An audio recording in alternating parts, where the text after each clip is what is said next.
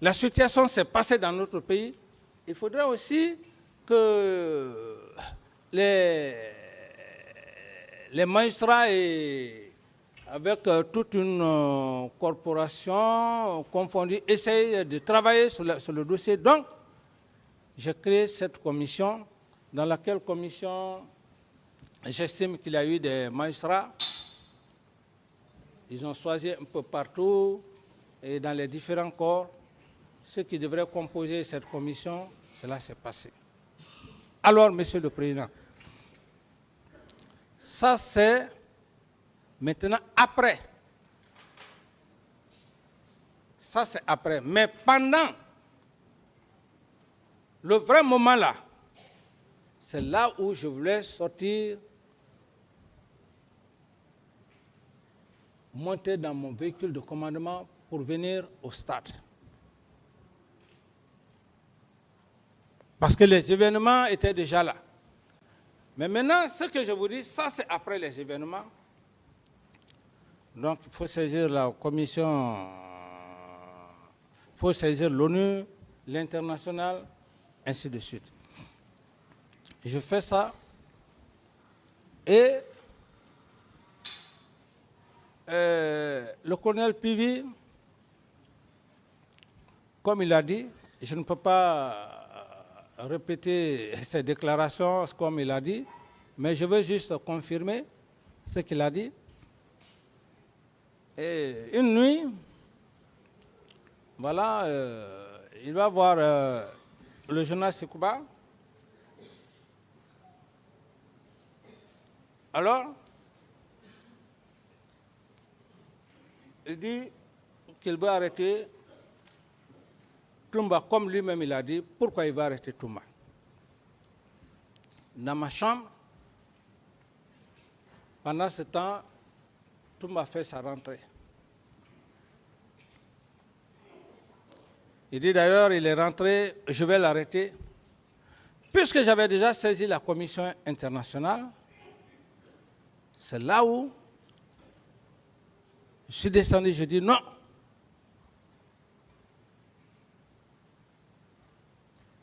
Ça allait être un peu... Comment vous pouvez saisir la commission de la CPI et vous organiser, et en même temps vous voulez arrêter? Ça veut dire que vous voulez, je veux me rendre moi-même justice. J'ai dit de sursoir et c'est comme ça que ça s'est passé. Mais les jours qui ont suivi, quand la commission internationale, la CPI est venue, ils m'ont contacté, on a échangé. J'ai dit que tous les hommes, vous pouvez effectivement les consulter. Je n'ai pas besoin de rentrer dans les propos de M. Toumba comme lui-même, la façon dont il s'est vu ou il s'est comporté avec la CPI. Je n'ai pas le droit de parler de cela. Cette commission a fait son travail, elle est partie. Alors, Monsieur le Président, j'ai assesseurs, mes chers magistrats, je voulais vous dire que les événements du 28 septembre, la conséquence, c'était un complot savamment orchestré pour me faire partir ou me tuer, l'un des deux. Par qui? On a le courage de le dire. Et j'en profite de l'occasion pour demander à mes oncles du Konya là-bas, qui ont tant soutenu le professeur Alpha Condé, et même jusqu'à maintenant, même pendant que je suis en train de parler, Monsieur le Président, mes oncles du Konya, il y a certains qui ne sont pas contents. Mais la vie, c'est une question d'honneur. Personne ne restera éternellement sur terre. C'est la vérité. Il faut vous dire la vérité, Monsieur le Président, pour que votre peuple sache ce qui s'est passé. Pourquoi les événements du 28 septembre, Monsieur le Président, on ne meurt qu'une seule fois, on ne meurt pas deux fois. C'est ça le caractère aussi du président Dadis. Tout ce que je suis en train de dire, je ne dis pas la vérité, mais il y a une logique. Et cette logique-là, Monsieur le Président, excusez-moi, mes chers magistrats, mes chers éminents, excusez-moi de vous donner un peu une petite séquence. Nous ne sommes pas là pour les études philosophiques, mais c'est pour vous rassurer que ce que je suis en train de dire, pas de contraire ou la loi de la chose et son anti-chose. Cette loi fut découverte par Héraclite, qui, par la suite, est devenu populaire par la pensée cohérente d'Emmanuel Kant. Selon Emmanuel Kant, rien ne peut être pensé sans son contraire. Selon Emmanuel Kant, il y a une profonde symétrie entre les rôles joués par une chose X et son contraire anti-chose X. L'une n'est que l'autre manière de parler de l'autre et vice-versa, si grand soit leur antagonisme. Si nous parlons de la mort, ça c'est selon Emmanuel Kant, si nous parlons, parce qu'il y a la cohérence, comme je parlais d'une forme pyramidale, que M. Toumba, je m'excuse, il a fondé ses allégations sous une forme pyramide qui ne tiennent pas, dont les structures ne tiennent pas. C'est ce que je veux ressortir ici, pour que vous voyez la cohérence. Parce qu'en matière de jugement criminel, il faut de la cohérence.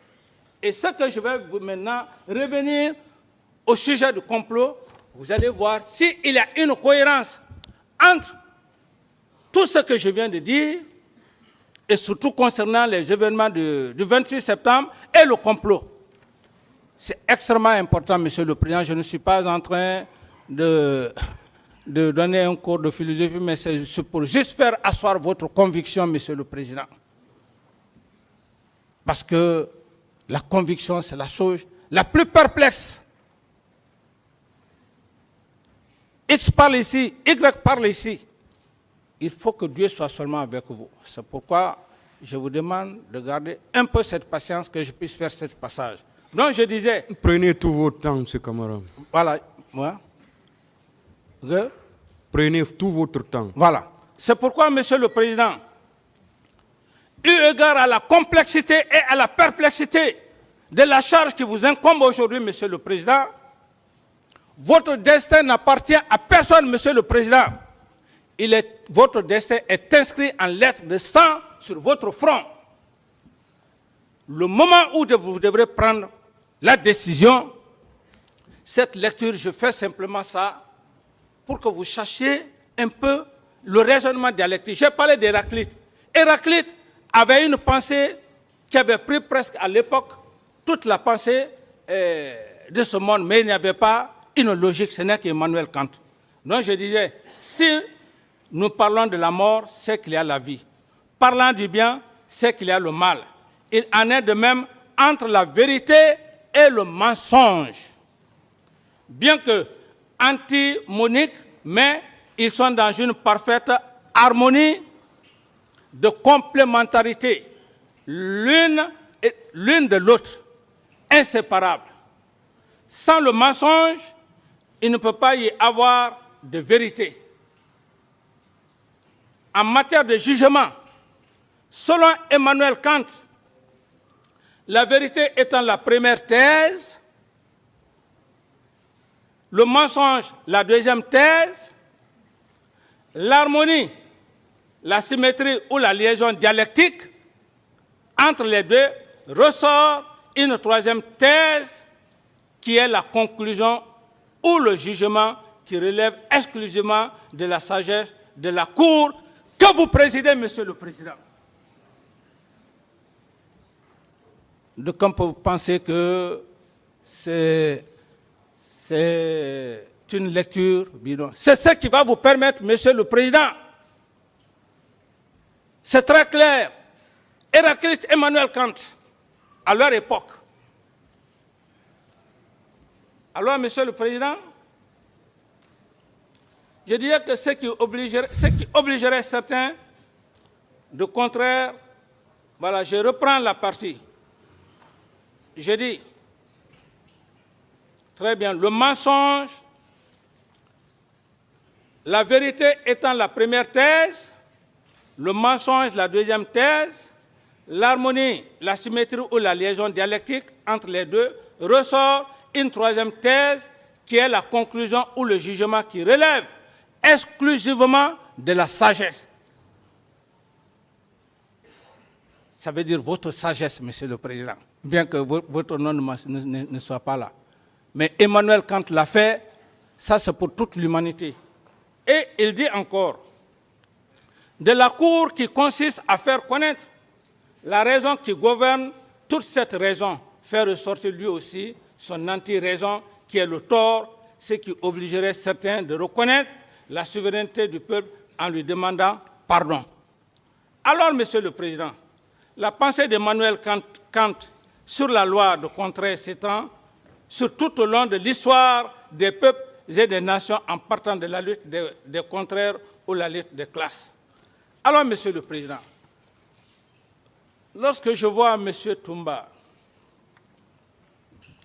venir devant cette barre, Monsieur le Président, pour dire que moi je dois venir demander pardon, ma pitié s'intéresse. Quel pardon? Quel pardon vais-je demander?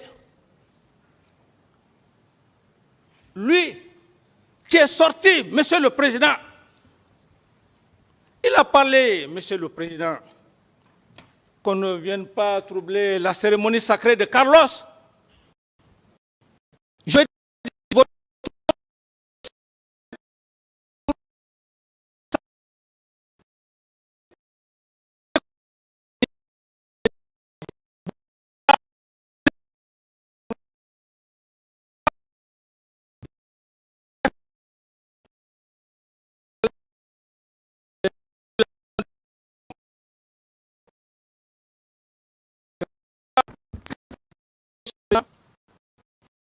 irrévérence.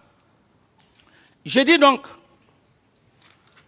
que le 28 septembre a été savamment orchestré, préparé de toutes pièces. Monsieur le Président Alpha Condé, Sekouba et leur exécutant Toumba Diakité. Je vais venir sur l'épaule. Comment et pour comment ils ont formé le coup? Ça, c'est les relations, c'est la relation dialectique que je viens de vous dire. Il ne s'agit pas de dire tel a fait un coup. Ce coup, Monsieur le Président, qu'on le veuille oui ou non, ce coup préparé, le président Alpha, quand je vais commencer à faire des détails, il s'est rendu compte que je n'étais pas un homme qu'on pouvait manipuler. Pour preuve, je viens avec le raisonnement dialectique. Quand il s'agissait des questions de choses, comme on appelle, des audits, Monsieur le Président, c'est à ce niveau-là que vous allez être très sensible, Monsieur le Président. Au moment où il avait des audits, entre Dieu et moi, surtout ce qui m'est cher, ma pauvre mère, le Konya, qui m'a toujours dit, le jour où j'ai pris le pouvoir, il m'a dit, ne mens pas, ne trahis pas. Je le dis sur la main de Dieu en regardant Dieu. Le jour où le président Alpha est venu me voir dans mon bureau, la première question, la première chose qu'il m'a dit, le voleur est dans ton filet. J'ai dit, quel voleur? Il dit, monsieur Cellou Dalein Diallo.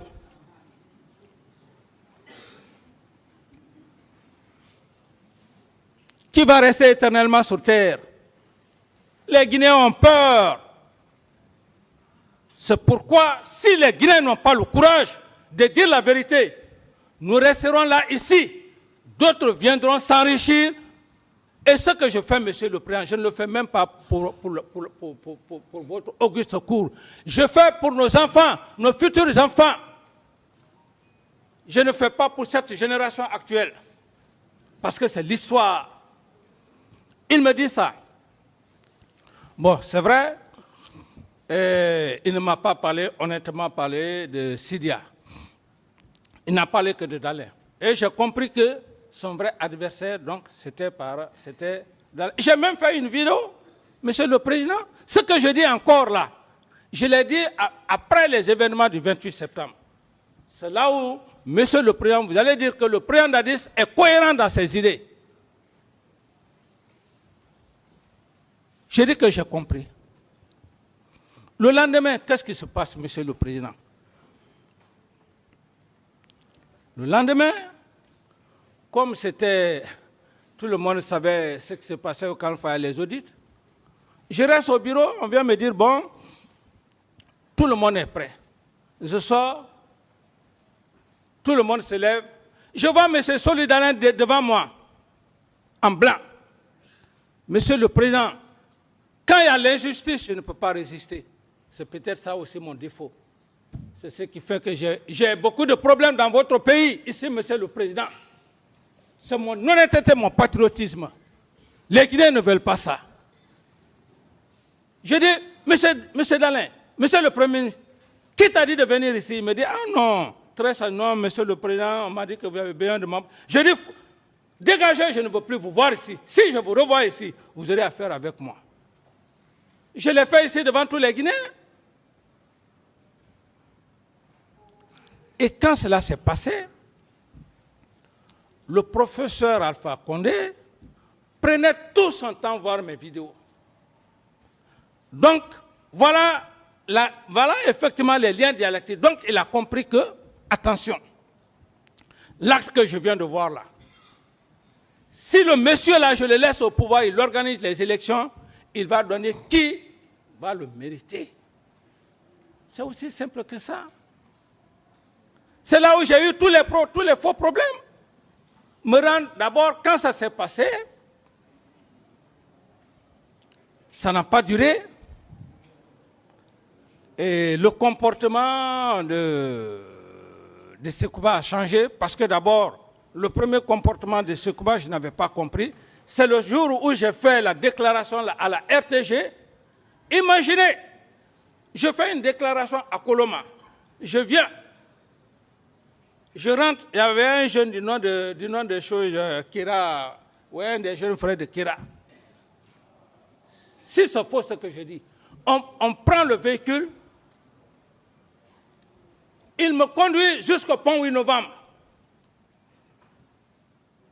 Pour quelle raison il m'a conduit là-bas? Je n'ai rien compris. Heureusement qu'on n'a pas trouvé des éléments qui étaient opposés à moi, le BASP. C'est là-bas ce jour on allait me liquider. Dieu faisant, on rentre au camp. Alors, malgré tout ça, c'était mon meilleur ami. Ceci étant, c'est quoi? Commencer maintenant, tout le monde même l'a dit ici, qu'il y a des moments quand je l'appelais, s'il me dit qu'il est Sekouba, je m'énervais. Je commençais à douter maintenant. Je commençais à douter. Et dans les explications de Toumba, là où, monsieur le Président, je n'avais pas besoin de dire tout ça là, toute cette vérité-là. Mais son attitude m'a obligé de dire la vérité. Il n'a pas seulement que le monopole, nous disons ce qui est réel. Donc, il était avec Sekouba, et là où il y a la raison, la liaison dialectique, monsieur le Président, que le 28 septembre était contre moi pour me faire quitter. Je vais vous donner les raisons. 3 raisons qui sont très simples, Monsieur le Président. La première raison, ils ont tenté, Sekouba et commandant Toumba, les deux, Monsieur le Président, l'histoire est là, l'histoire est têtue. Le premier complot, c'était quoi? C'était de m'affaiblir. Puisque tout le monde savait que j'aimais beaucoup Toumba, j'ai pris Toumba, je l'ai mis au-dessus de tout le monde. J'ai pris Toumba, je l'ai mis au-dessus même de Couplan.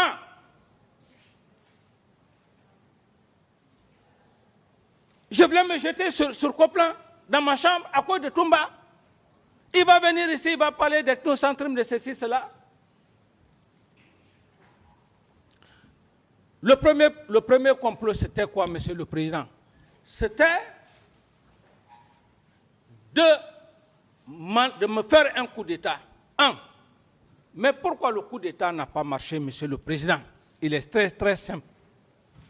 Au sein de ce régiment, il y avait les hommes compétents du colonel Tebro, les forces spéciales. C'est moi-même qui ai donné ce nom-là. Ils étaient comme le jeune est habillé en body machin. C'est comme ça, ils étaient habillés, formés. Tebro avait ses hommes là-bas. Couplan, Claude Pivi avec ses hommes. Parce que pour faire un coup d'État, Monsieur le Président, on ne fait pas un coup d'État pour mourir, hein? On fait un coup d'État pour réussir. Dès lors que tu vois qu'en faisant le coup d'État, tu vas échouer, tu ne vas pas tenter. Donc ils ont compris que même si Toumba pouvait me tuer dans ma chambre, je vous le dis, c'est la seule personne que je pouvais prendre ma douche, il est assis dans ma chambre. Je finis, je viens, je m'habille en bas. C'est dans ma chambre qu'il devrait me tuer. Dans ma chambre, comme ils ont fait pour tant d'autres présidents. Mais, Monsieur le Président, c'est pourquoi je vous dis, faites asseoir votre conviction. Dieu là, Dieu est pour tout le monde. Le destin, si Dieu ne veut pas vous rappeler, quel que soit ce qui va se passer, c'est autre chose. Donc, je reviens encore sur les faits. Pourquoi cela a échoué? Ils ont tenté de faire ça. Comment?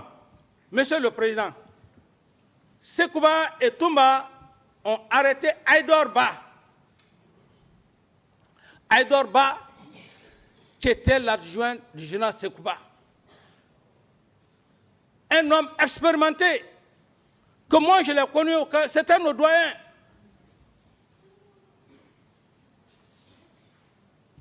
Sekouba arrête Aïdor Ba, son adjoint. Il arrête Sa Alphonse Touré, un des hommes de Couplan. C'était les hommes de Couplan. Mais comme Sa Alphonse était un bon officier d'opération des rangers, il l'arrête et il va arrêter Aboulaye. Il va arrêter mon jeune Aboulaye Keita, l'actuel inspecteur des forces armées. Ce jeune commando était le commandant des commandos chinois. Ces hommes m'ont pris comme parrain.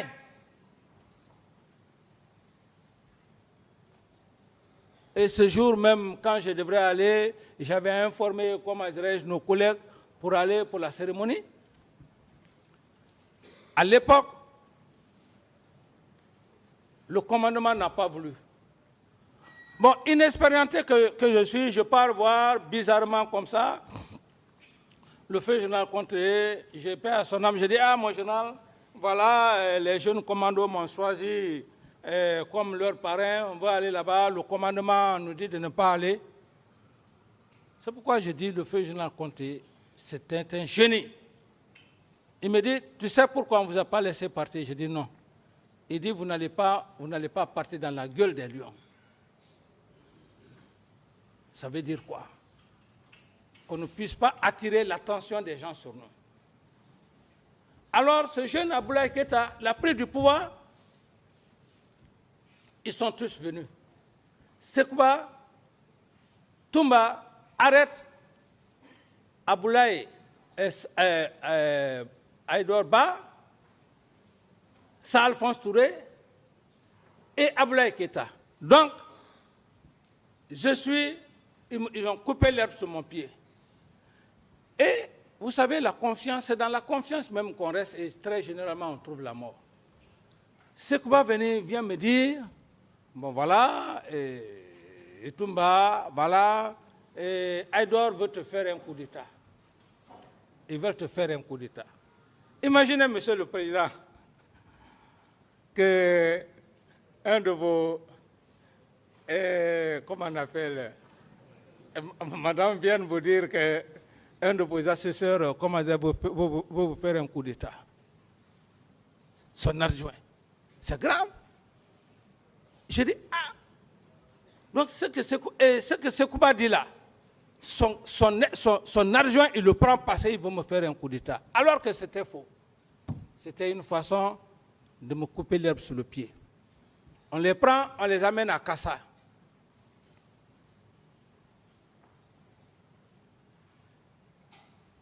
Et j'ai dit, il faut que la situation... Non, Monsieur le Président, bon, on va faire ça, mais... Il dit, est-ce que Sekouba peut trahir Aïdor? On a vu Toumba ici, qualifié d'Aïdor, et la mort. C'est pourquoi je remercie Dieu et je remercie le président, le colonel Mamadi Doumbouya. Si je mourais sans ce jugement, ça allait être le plus grand regret de ma vie. Quand on meurt, il n'y a plus de jugement. Quand j'ai vu M. Toumba dire « Aïdor, c'était un soulard », il parlait comme ça, et qu'on respecte l'âme. Aïdor, c'était l'adjoint de Sekouba. Donc, ça, c'était le premier complot qui a échoué. Et ça se fait, c'est là où d'ailleurs, Monsieur le Président, que Sekouba me dit, bon voilà, en attendant, Toumba va gérer le régiment. Monsieur le Président, à l'instant, je vais donner des preuves. La pause, vous allez partir, le parquet, Toumba, quand il était là, Monsieur le Président, Dieu là, moi, on ne me fait pas du tort, parce que je reconnais l'être humain. Il est resté ici. Il a nié complètement qu'il n'est pas le commandant du régiment. Il a fait des sourates ici. Il oublie que celui à qui il a affaire, à Zérekoré là-bas, la forêt profonde, Mamadou Koulé, que vous allez chercher ses archives, que je vous ai d'ailleurs demandé. Nos papas ont été les premiers à être islamisés là-bas. Tous mes oncles, depuis Koropara, depuis Koulé, je ne parle même pas de Konya d'ailleurs, ils sont tous musulmans. Ma propre sœur qui est là. Mais quand elle me fait la bénédiction, Monsieur le Président, vous pensez que c'est avec la Bible qu'elle fait? C'est les imams, elle prend. Je viens, je m'assois. C'est ma mère. Père musulman, géniteur musulman. Il y a ce qu'on appelle les sourates. C'est divin. La Bible est divine. La Bible est divine. Le Coran est divin. On ne blague pas avec. Il est venu, il s'est arrêté, il a commencé à réciter des sourates. Mais les mêmes sourates, Monsieur le Président, à l'heure où je suis assis, c'est là où vous allez comprendre que le capitaine Moussa Dadis Camara ne ment pas et que Dieu est avec lui. À l'heure où je vous parle, il est resté à parler. Lui-même, il a déclaré qu'il est commandant de régiment. À l'heure où il est troublé, ou peut-être vous m'excusez, ses avocats même sont troublés. Excusez-moi de l'expression.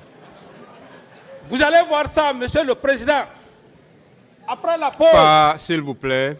Oui. Ouais, retirez ce mot. Voilà, je retire le mot, Monsieur le Président. Continuez. Je retire le mot. La pause, Monsieur le Président. La pause. Je vais dire à mes avocats, là où il est arrêté, en train de parler sereinement. Je dis, Monsieur le Président. Il dit, les autres, quand on faisait quand le président Dadis le donnait des commissions, moi, il ne savait pas que moi, j'étais commandant de régiment. L'effet des sourates, Monsieur le Président,